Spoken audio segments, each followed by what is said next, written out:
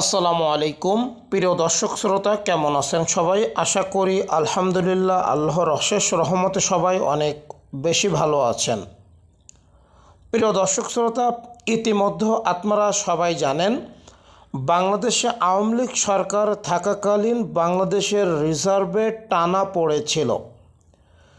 দেশ থেকে আওয়ামী লীগ সরকার পালিয়ে যাওয়ার পরে ডক্টর ইউনূস ক্ষমতায় বসবার পরে বিশ্ব থেকে বাংলাদেশের উপরে একটা বাংলাদেশের উপরে তারা ভালো চোখের দৃষ্টিতে দেখছে।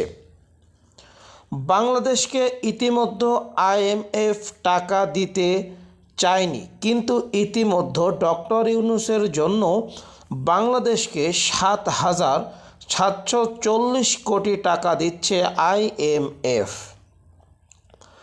আন্তর্জাতিক মুদ্রা তহবিল IMF চুক্তি অনুযায়ী বাংলাদেশের জন্য ঋণের চতুর্থ কিস্তির অর্থ ছাড় করেছে।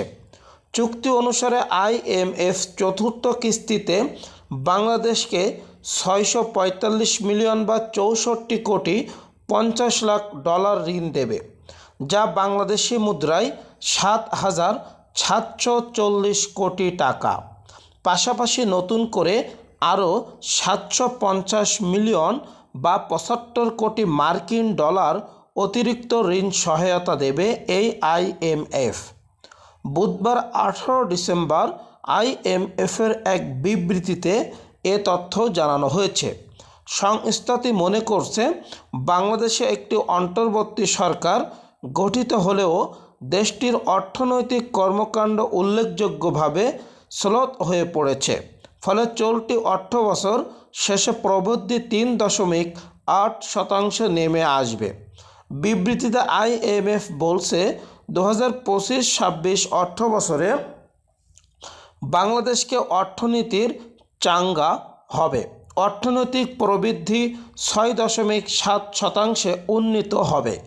একই অর্থবছর শেষে মূল্যস্ফীতি দাঁড়াবে 5%। প্রিয় দর্শক শ্রোতা, ইতিমধ্যে বাংলাদেশকে IMF দিচ্ছে 7,740 কোটি টাকা। এটাতে কেমন অনুভূতি আপনার? অবশ্যই কমেন্ট করে জানাবেন। সকলকে অসংখ্য ধন্যবাদ। আসসালামু আলাইকুম।